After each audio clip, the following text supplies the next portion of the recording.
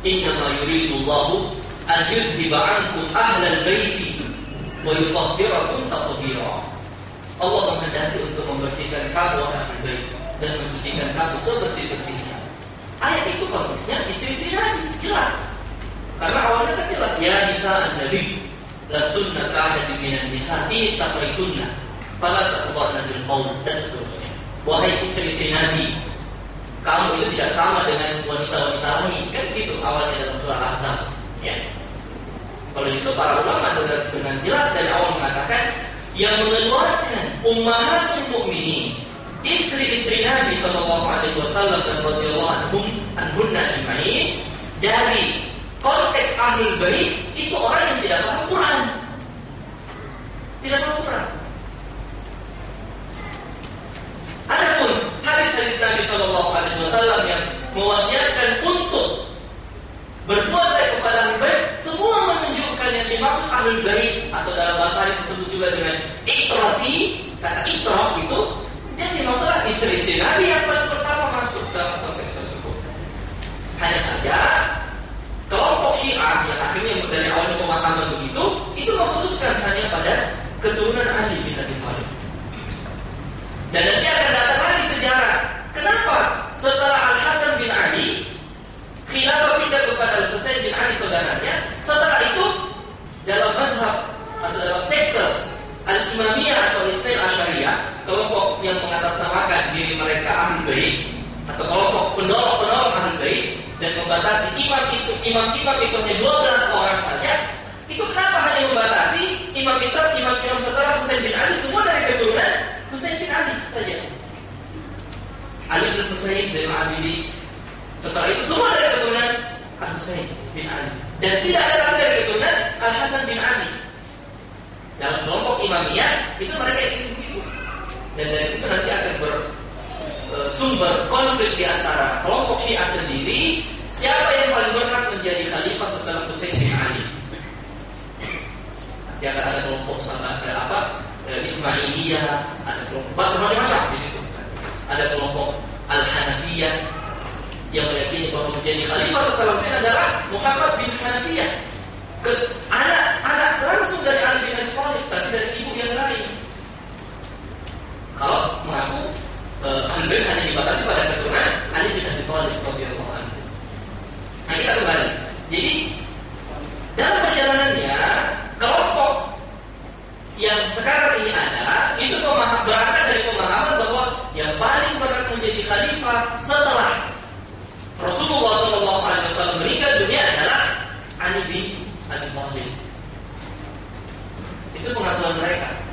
Pemahaman itu ada awalnya dan akhirnya berkembang. Mereka mengangkat kemudian dalil yang kata mereka sebagai penunjang, sebagai penguat dari pemahaman itu. Nah, sini kita katakan terminologi Syiah akhirnya melekat pada pemahaman itu dan berkembang menjadi kelompok. Awalnya memang dia hanya pemahaman. Ini dari pemahaman.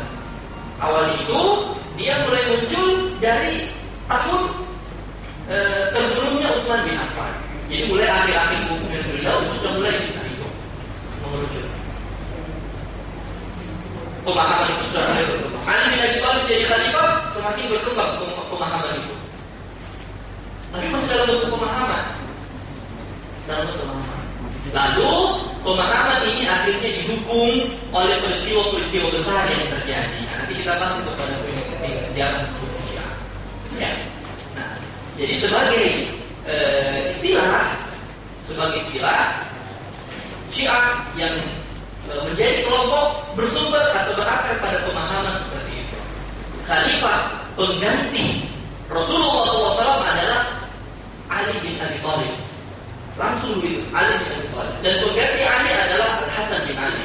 Pengganti Al-Hasan adalah Al-Husain bin Ali. Setelah Al-Husain, di sini terjadi perbedaan pendapat. Akhirnya muncul sekte yang banyak.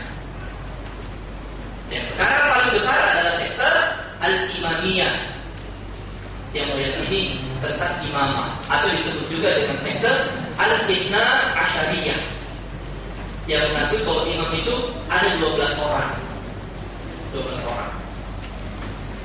Dan yang dipakai sebagai mazhab resmi di Republik Islam Iran saat ini adalah ini sekte ini. yang meyakini bahwa itu ada 12. Yang terakhir namanya Al-Hasan Al-Askari, yang sembunyi di sebuah lubang kecil umur 4 tahun, dan sampai sekarang mereka menunggu-nunggu keluarnya imam itu. Anak 4 tahun nyeblos masuk ke lubang kecil, katanya nanti akan kembali memimpin umat lagi. Maka mereka disebut juga, kelompok-kelompok ini disebut juga dengan kelompok Ashabul Intidhar. Ashabul Intidhar, orang-orang yang suka menunggu keluarnya imam itu, yang mereka kenal sebagai Imam Mahdi. Nah, di sini kita sebutkan, dalam perkara kita sebutkan istilah Syiah yang dipakai sekarang ini itu sudah mengerucut, mengkristal menjadi kelompok yang mengakui bahwa Ali bin Abi Thalib radhiyallahu anhu adalah khalifah pengganti Rasulullah sallallahu alaihi wasallam, dan khilafah selanjutnya merupakan hak, bukan lagi sekedar harus, hak, memang haknya, hak anak keturunan Ali bin Abi Thalib radhiyallahu anhu. Sehingga siapapun yang menduduki khilafah selain dari keturunan Ahlul Bait menurut mereka, ia adalah orang yang zalim, merampas dari pemiliknya yang sah. Maka jangan heran kalau mereka itu mengatakan Abu Bakar zalim, Umar zalim, Utsman zalim. Kenapa? Karena mereka merampas. Harusnya menjadi khalifah adalah Ali, tapi yang dibayar adalah Abu Bakar. Berarti Abu Bakar zalim. Kenapa? Merampas haknya orang. Dan nanti kita akan sampai pada poin itu. Bagaimana sikap mereka terhadap para sahabat Nabi sallallahu alaihi wasallam. Kalau Abu Bakar tadi dianggap zalim, ya berarti di bawah Abu Bakar lebih zalim lagi. Kenapa? Karena kenapa mereka itu bayar? Sudah tahu orang zalim kok dibayar. Hanya sayangnya mereka tidak berbicara ketika membayar itu adalah Ali sendiri. Dalam sejarah kan yang membayar adalah Ali, juga membayar 2 kali Ali membayar. Radhiyallahu anhu. Tapi mereka punya jalan keluar.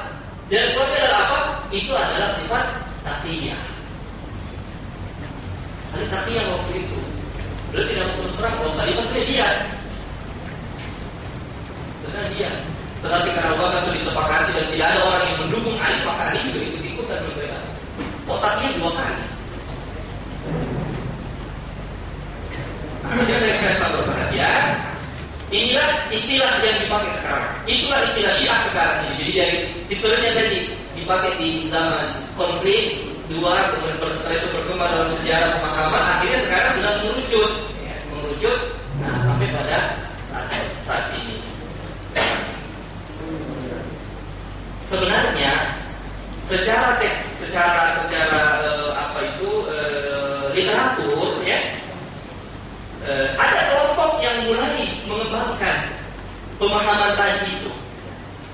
Cuma sekarang ini tidak sedikit dari orang-orang yang terhimpun dalam kelompok Ijabi. Kalau sekarang ini kan ada kelompok Ijabi, ya, Ikatan Jama'atul Bait.